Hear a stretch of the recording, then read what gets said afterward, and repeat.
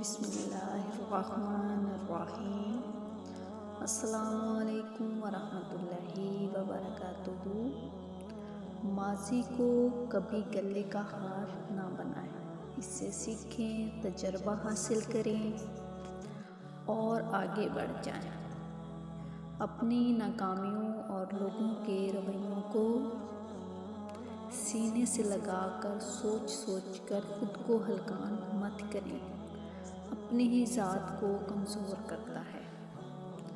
اس وقت میں اس نے مجھے یہ کیوں کہا، میرے ساتھ ایسا کیوں ہوا، یا فلاں نے زیادتی کیوں کی، میں نے اسے کھری کیوں نہ سنائی، وغیرہ وغیرہ۔ یہ سب باتیں بے سود ہیں، انہیں ذہن سے نکالیے، یہ سوچ کر کہ ایک وقت تھا، سو گزر گیا، اور آگے کے لیے لاہ عمل طے کیجیے۔ مستقبل کی پلاننگ کریں اور اچھی یادوں اور اچھی باتوں کو لے کر آگے بڑھیں،